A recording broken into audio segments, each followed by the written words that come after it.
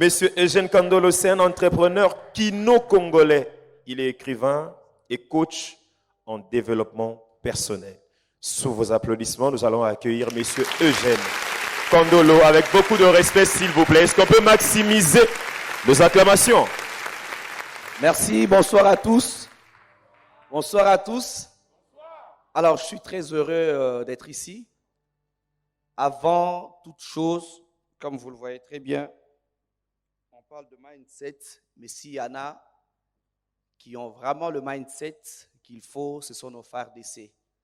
Ils sont au front, ils se battent jour et nuit pour protéger nos frontières. Est-ce que nous pouvons, de cœur, avec ce phare d'essai, nous lever pour 1 minute de silence pendant qu'il y a cette guerre qui se passe à l'Est et qu'il y a des gens, à cause de leur état d'esprit, qui se battent et qui perdent de leur vie. Merci beaucoup, on peut se mettre. Voilà.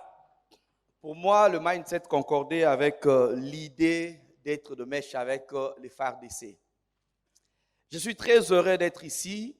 Je disais à Yann Mambo tout à l'heure que l'une des motivations qui a fait que je puisse accepter de participer à cette conférence, c'est parce que j'ai vu qu'il était parmi les intervenants.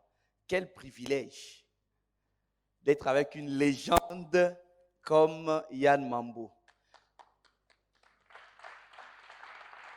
Vous savez, il y a des gens qui, rien que eux-mêmes, avant même qu'ils ouvrent la bouche, ils représentent en eux-mêmes une source de motivation. Yann, on se connaît depuis longtemps.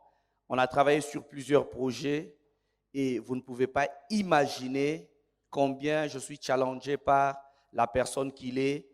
Nous avons été dans des projets qu'il a initiés, notamment Fièrement Ndundu, un projet qui a permis aujourd'hui que les gens qui ont un taux d'alménine assez différent des autres personnes ne puissent plus se sentir stigmatisés, mais qu'ils soient fiers de ce qu'ils sont.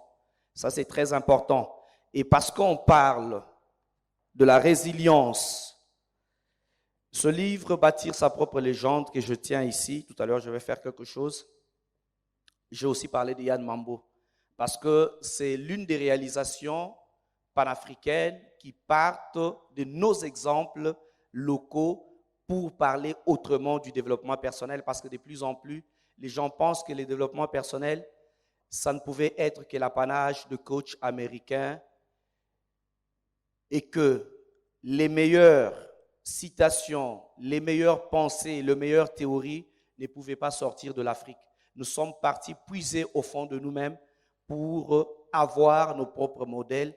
Et dans cette démarche, j'ai eu à immortaliser Yann Mambo à juste titre parce que je pense qu'il est un sujet de fierté pour nous et un modèle, un sujet de joie et une source de motivation. Dans l'introduction de ce livre, j'ai parlé d'un ami et vous allez comprendre pourquoi, en fait, je vais évoquer cette histoire. Nous étions jeunes, on avait 12, 13, 14 ans, on grandissait, on avait un ami qui nous coiffait tous à l'époque. Et quand nous avons eu l'âge de 18 ans, ils ont migré avec toute leur famille en Afrique du Sud. Et quand ils sont partis en Afrique du Sud, parce que son père était muté là-bas, quelques années plus tard, je crois en 2012, nous avons appris que cet ami a fait un accident et qu'il avait eu 2 fractures au niveau de la colonne vertébrale. C'était pénible de l'entendre, mais c'était encore pire de le voir. Quand ils sont passés par ici, parce qu'en Afrique du Sud, on a tout fait et ça n'a pas marché, il fallait l'amener en Inde. Je suis allé le voir, il ne reconnaissait personne, il était groggy et je ne pouvais pas le regarder 2 minutes. Lui avec qui nous avons joué, lui avec qui nous avons fait beaucoup de choses, lui qui nous coiffait, on s'alignait. Je le voyais sur une chaise roulante, il était presque méconnaissable. J'avais de la peine, mais Dieu merci, grâce à la médecine en Inde, il a fait 2 semaines seulement. On a eu à réparer un certain nombre de choses, mais jusqu'à ce jour, il est resté sur la chaise roulante. Il est rentré. Ce qui va me choquer, me révolter, c'est qu'une année après, il y avait mariage d'un de nôtres, parce que c'est des amis avec qui nous avons eu les diplômes d'État ensemble. Et j'étais modérateur dans ce mariage. Mabi a quitté Afrique du Sud pour venir à ces mariages ici à Kinshasa, sur la chaise roulante. J'étais modérateur, j'avais de la peine. Tout à l'heure, Yann a appelé Priska. J'ai vu Mabi quand il était avec toutes ses facultés. Et là, je l'ai vu sous la chaise roulante. Mais ce qui était intriguant, c'est que tous les amis de la promotion avaient plus ou moins, parce que c'était compliqué de revoir quelqu'un avec qui vous avez grandi et vous le revoyez sur la chaise roulante dans cet état. Mais lui lançait des anecdotes, on souriait. J'étais devant en train de modérer, mais j'avais de larmes sur mes joues. Mais là, ce n'est pas fini. Cet acte a tellement marqué notre ami, au point que son premier fils, l'ami qui s'est marié, il a donné le nom à Mabi. Mais ce qui était bon dans tout ça, c'est que 2 ans après, 2 ans, nous avons vu Mabi participer à un concours aux États-Unis, la course des gens qui sont sur des chaises roulantes. Non seulement le courage de participer à cette course, mais Mabi a remporté la médaille d'or avec les drapeaux de la RDC au cou. Et chaque fois que je regarde cette photo avec le drapeau au cou, je me dis, ça, c'est une leçon de vie. Nous qui avons toutes nos facultés avec nous, nous nous donnons souvent de raisons. Nous nous donnons souvent des excuses. Mais voilà quelqu'un qui se réadapte à une autre vie et il va vers son challenge et il gagne le pari. Des fois, quand on vous raconte les histoires des personnes que vous ne connaissez pas, vous croyez que c'est des fables. Mais quand vous l'avez vécu, vous vous dites, waouh, est-ce que ce soir, il y a quelqu'un qui a des excuses par rapport à sa destinée? Ne faites pas semblant. Ne faites pas semblant.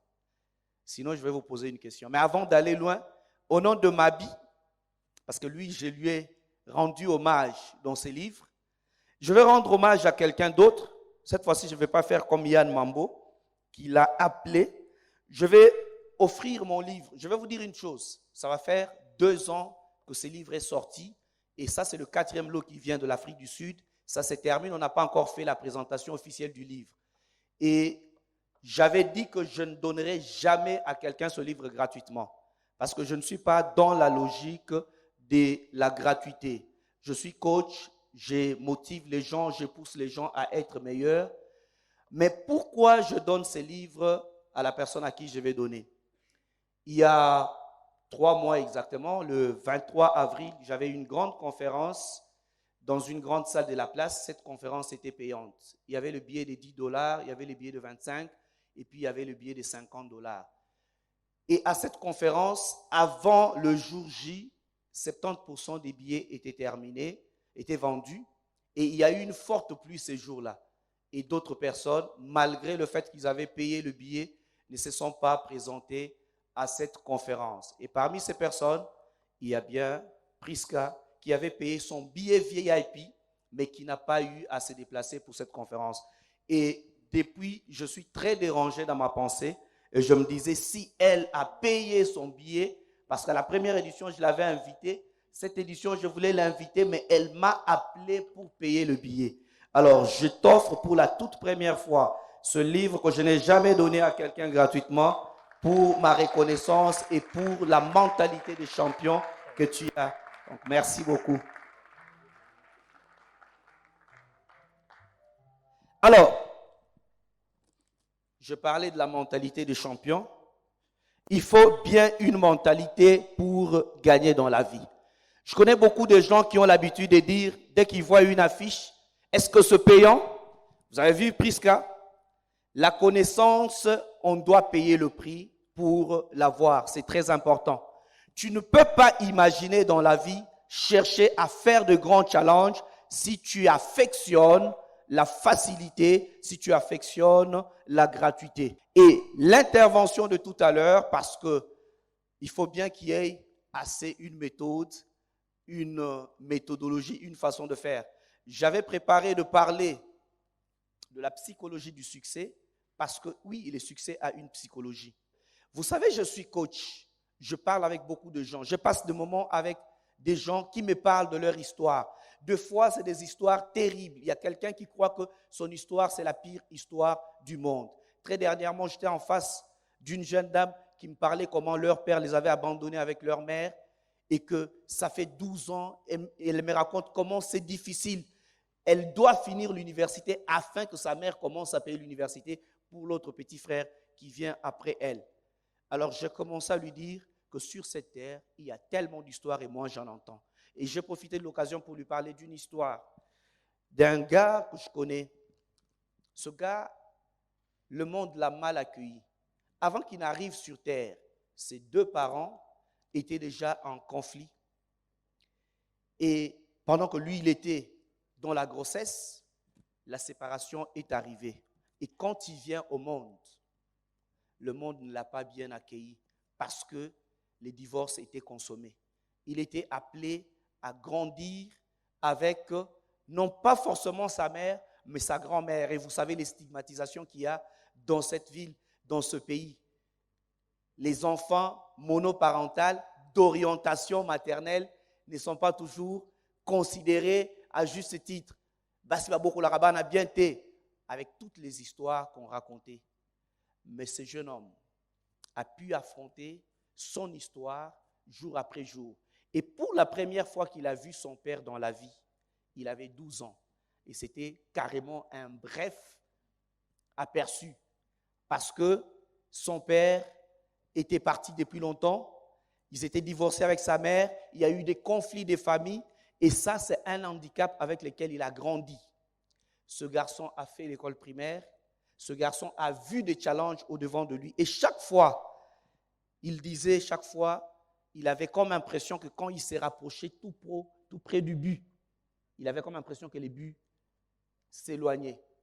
Quand à l'époque du maréchal Mobutu, on donnait des cadeaux aux élèves qui étaient premiers, deuxièmes.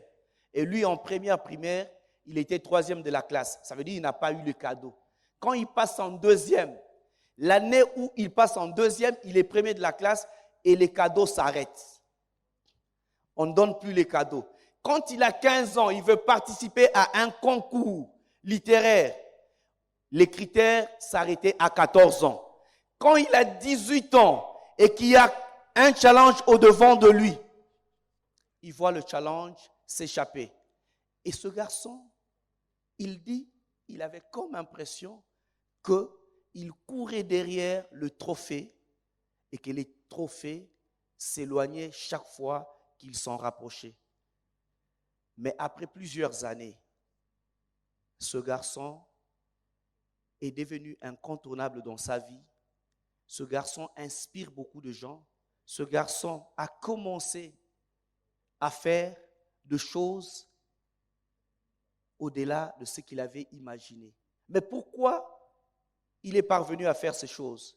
Ce garçon raconte, ce jour, il a décidé de dire, au lieu de continuer à courir derrière le trophée, je vais faire de ma vie un trophée. Et comme vous le savez très bien, les objets de même nature s'attirent. Et quand il a fait de sa vie un trophée, il a commencé à attirer des trophées. Et Dieu seul sait combien de trophées il a eu dans sa vie. Ce garçon, il est devant vous et il est en train de vous parler.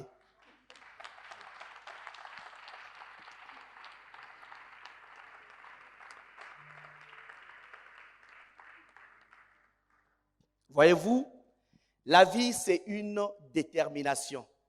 Tout le monde, malheureusement, contrairement à ce que vous pensez, tout le monde, nous naissons avec les mêmes chances. Et ceux qui sont nés dans des familles considérées comme nés dans la cuisse de Jupiter, et ceux qui sont nés dans des familles considérées comme misérables, tous nous avons les mêmes chances.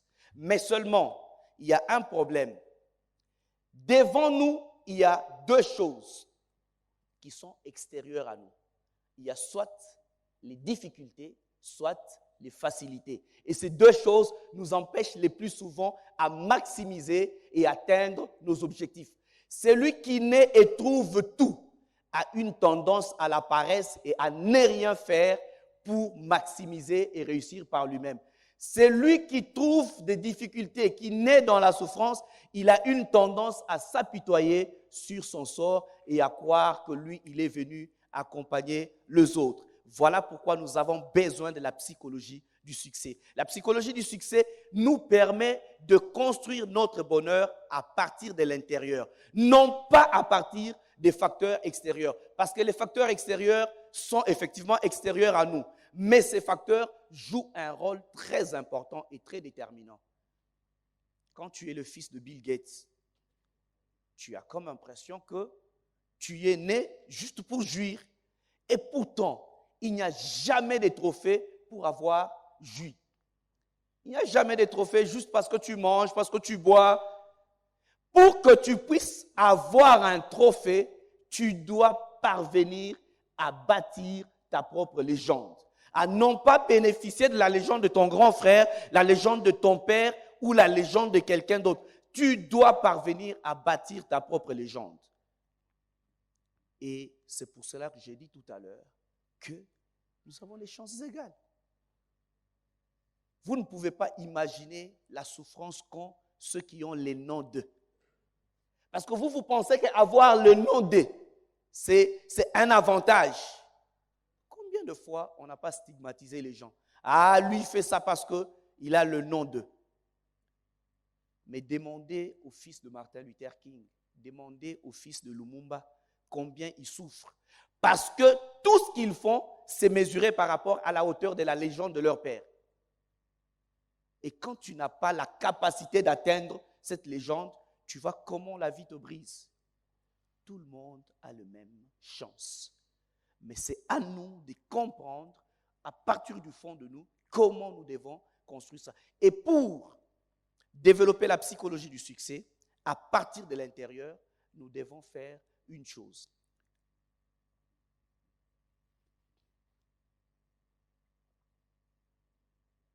Parce que c'est au fond de nous que nous devons trouver cette chose, pas à l'extérieur. Nous devons nous conditionner à une mentalité, parce qu'on parle de mindset. Nous devons nous conditionner à une mentalité qui doit faire de nous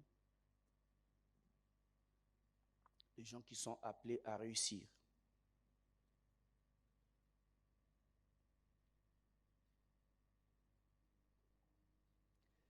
Avant d'aller loin, je vais parler de Messi, que vous tous vous connaissez.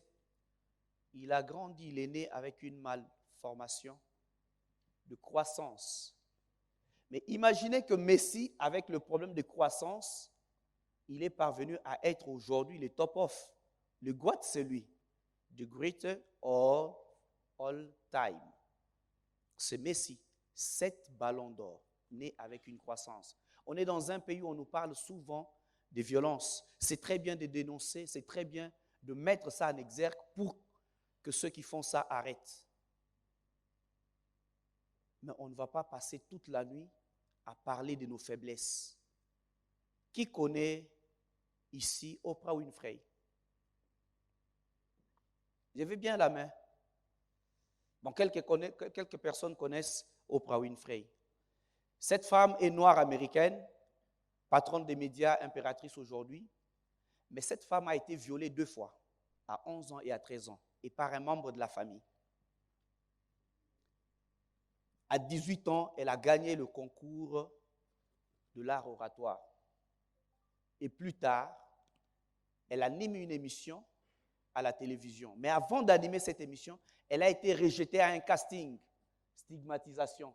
On lui a dit que tu n'étais pas belle, tu n'es pas télégénique. Donc on l'a rejetée à un casting. Qui a été déjà rejeté une fois ici? Levez bien la main. Parce que moi, j'ai été déjà rejeté plusieurs fois. À qui est-ce qu'on a déjà dit, tu ne conviens pas, ce n'est pas ici ta place? La bonne nouvelle, c'est qu'en sortant ce soir, tu vas leur montrer que c'est bien plus eux qui ont besoin de toi et que pas toi qui as besoin d'eux. Oprah a été chassée à une chaîne de télévision. On lui a dit qu'elle n'était pas télégénique. Mais 400 millions de téléspectateurs au monde ont été obligés de se mettre sur leur chaise, de se laver, de repasser leur chemise, de regarder Oprah Winfrey. 400 millions de téléspectateurs regardent de Oprah Winfrey Show. Au point qu'elle est partie en retraite. Elle a dit que je ne fais plus cette émission. Mais très dernièrement, le couple du prince d'Angleterre a payé en termes de millions pour qu'il fasse une émission spéciale, Meghan et son homme, avec Oprah Winfrey. À la retraite, elle a déjà dit que c'est fini, je ne fais plus d'émission. De Oprah Winfrey Show. Et ça fait que Oprah Winfrey était devenue une des femmes incontournables aux États-Unis. Et même dans l'élection de Barack Obama, elle y est pour beaucoup. Parce que quand elle dit quelque chose, les gens suivent. Elle est la toute première femme noire à être milliardaire au monde. Moche, pas télégénique, violée à 11 ans et à 13 ans. Mais toi, yo bandaba viola yo. Tu ne bâtis ta vie que sur ça. Tu ne bâtis ta vie que sur ça. Tu as un avenir. Arrête d'être esclave de ton passé. Regarde l'avenir. Embrasse ton avenir.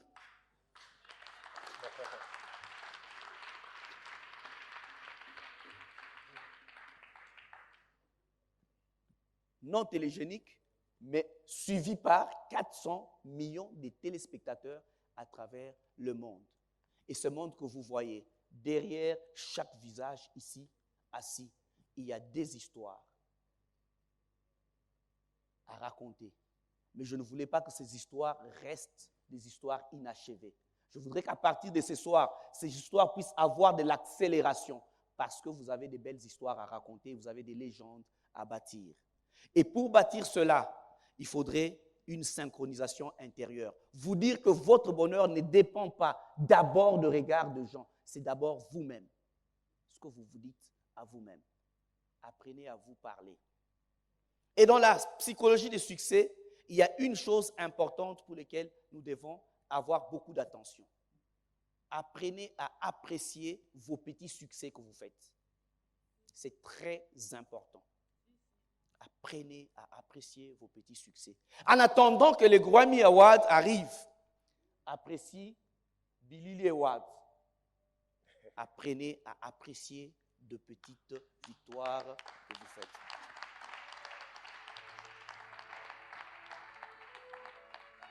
Si tu n'apprends pas à célébrer tes victoires, tu n'auras pas une motivation à faire davantage. Apprends à célébrer tes victoires. Moi, quand je fais Motivation Day, on fait 2 cultes, j'apprécie. Quand je sors un livre et que je constate qu'au Congo, je n'ai pas vu avant moi quelqu'un qui a vendu des livres comme ça, j'apprécie. Le dire ne fait pas de toi un orgueilleux. Ce qui est important, c'est que tu savoures le moment présent en te boostant pour les moments à venir.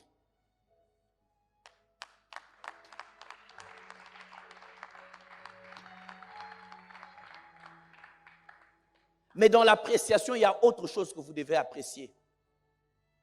Les compliments. Il y a des gens qui, par fausse modestie, ont appris à rejeter les compliments. On fait le compliment et dit « je sais ». Non, quand on te dit que tu es belle, accepte.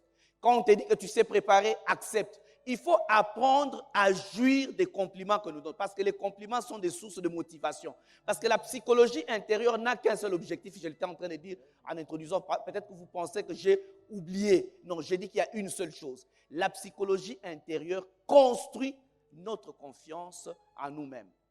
Parce que c'est la confiance en soi qui devient le moteur de tout ce que nous faisons. Et quand on se fait soi-même, cette joie, cette grâce de réjouir de ce que nous faisons. Et quand on accepte les compliments, ah, tu les fais bien, tu fais très bien la modération. Oui, merci beaucoup. Ça te booste. Mais il ne faut pas tomber dans les extrêmes. Ce n'est pas moi qui l'ai dit, c'est Karmapa. Yo banda baloba ko lambara bien o mekara sou mungwate.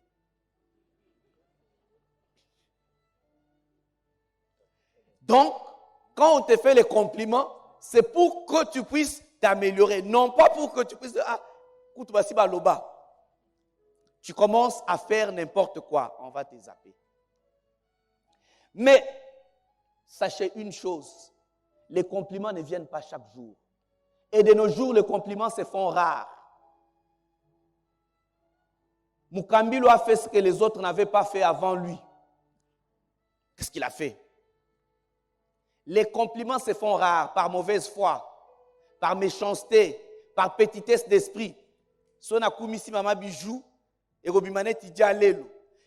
qu'on a toujours une mauvaise façon d'interpréter les choses, on va dans les extrêmes.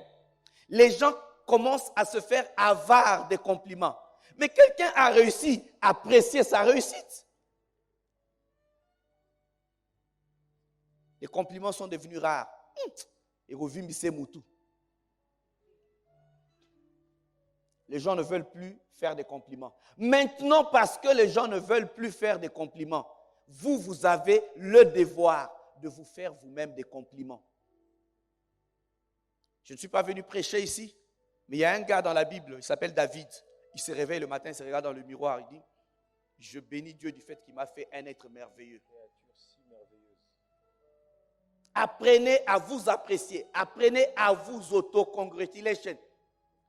J'ai créé un mot. Apprenez à vous faire des compliments vous-même. Appréciez ce que vous faites. Mine de rien, j'ai bien fait ça. Apprenez à vous apprécier vous-même. Ça vous donne une source de motivation. Ça garantit une confiance en vous-même. Et ça vous pousse à avancer. Dans les exercices avec mes mentés ou mes coachés, souvent je leur dis, trouvez des temps où vous vous réveillez le matin, vous dites, je suis une guerrière, je suis un champion. Vous vous parlez à vous-même. C'est une source de motivation. Et c'est comme ça que, parmi les astuces, vous pouvez vous trouver un pseudo. Il y en a plein. L'ours blanc, les ndundu biométriques. Ça, c'est à l'époque où on parlait beaucoup du passeport biométrique. Il adapte. Et pour le besoin de la cause, parce que je n'enseigne pas de choses que je ne pratique pas moi-même, moi, je m'appelle cas possible. Qui connaît que je m'appelle cas possible? Le cas possible, c'est l'antithèse du non-rêve congolais. Beaucoup de gens ne savent pas d'où est-ce que je puise ça. C'est vrai que peu parviennent à déceler que le cas, c'est le cas de Kandolo. Mais il s'arrête à ça. Mais le cas là, c'est le cas comme CAS, un cas possible. Dans un environnement où de plus en plus les gens sont pessimistes. Dans un environnement où les gens ont arrêté de croire en eux. Dans un environnement où les gens n'ont pas de rêve. Nous sommes les seuls pays au monde où il n'y a pas de rêve. Où les gens ont appris à dire Tote Kamboka Tokabola. Où les gens ont appris à dire est-ce que Yom Tokobong Samboko. Où les gens ont appris à dire est-ce que Kobima le premier. Dans cet environnement, dans ce marasme, j'ai appris à me définir. Et en partant de ma définition, conditionner l'environnement dans lequel je suis appelé à vivre. Aussi bien que, même quand j'accède à quelque chose, cas possible à Zawana. Une fois, j'écris une publication sur Facebook. J'attendais je ne sais plus quoi. Il y avait des livres qui étaient bloqués. Et puis j'ai dit, ça sera compliqué, la tête que je fais. J'ai vu dans les commentaires, les gens écrivent, mais tu es le cas possible. En réalité, c'est l'ascenseur qu'on me renvoie parce que dans l'imaginaire collectif de gens, je suis quelqu'un de possibilités et je trouve toujours une issue. En vous donnant un pseudo, un petit nom, c'est un motif d'émulation pour vous-même. Je connais un ami, Jean-Félix Mouema, lui il s'appelle le Pichichi. Le Pichichi, c'est le meilleur buteur dans le championnat espagnol. Et ça les motive davantage à se dire que lui, il a la mentalité du meilleur buteur. Mais ici, n'allez pas dire qu'on nous avait dit qu'il faut prendre des noms. Tu prends le nom de Chief, des Kings. Laissez ça pour les rappeurs. C'est très dangereux. Quand tu prends le nom de Chief, il y a une tendance à ce que les gens viennent te servir. Ça ne te motive pas. Ça te pousse à être un paresseux qu'on vient adorer. Faites attention avec les pseudos. Je parle de pseudos qui vous motivent, qui vous poussent en avant. Quelqu'un pas très aussi brillant que ça dans cette ville a pris un pseudo qui l'a motivé.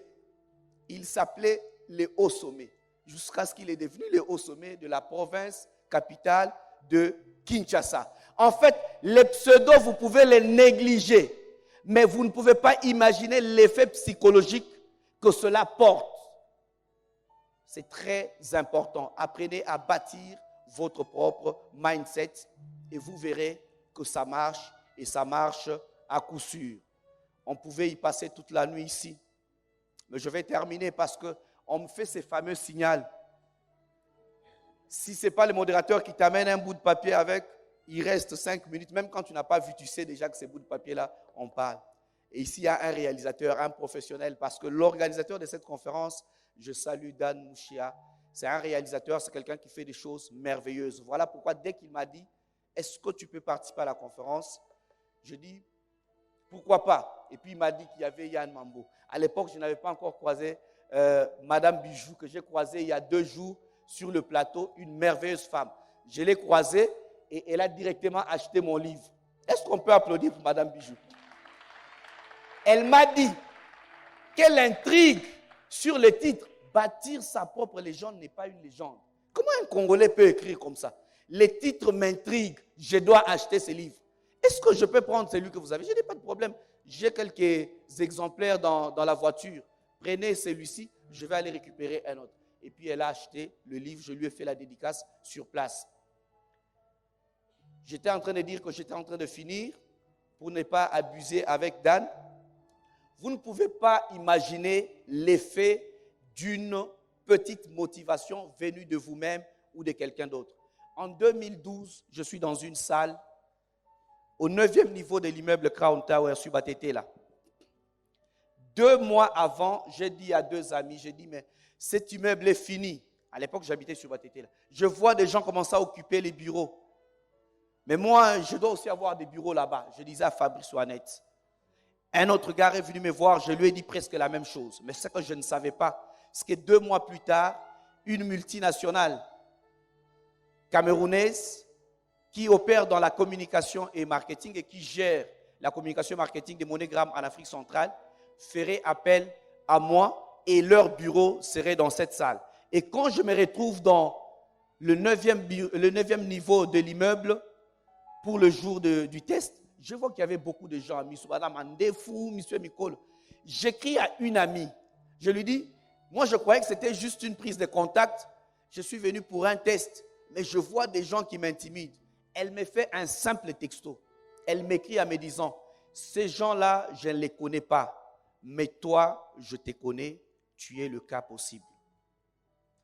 Je peux vous dire, c'est comme si j'étais tombé dans la potion magique après avoir lu ces bouts de texto d'une jeune dame, une amie, parce que j'ai imprimé une philosophie dans la tête, dans le collectif de gens par rapport à ma personnalité. Et après, je fais ces concours. Sur 6 tests, j'étais premier en 5 tests, et j'étais 2e dans un test, et dans la totalité, j'avais 98 sur 120. Et j'étais le premier à être retenu à cette époque dans cette boîte. Vous ne pouvez pas imaginer la force de ce que vous vous dites à vous-même. Ce soir, la seule chose que je veux vous dire, c'est que apprenez à vous définir. Parce qu'il n'y a personne qui peut vous définir mieux que vous-même. Je dis et je vous remercie.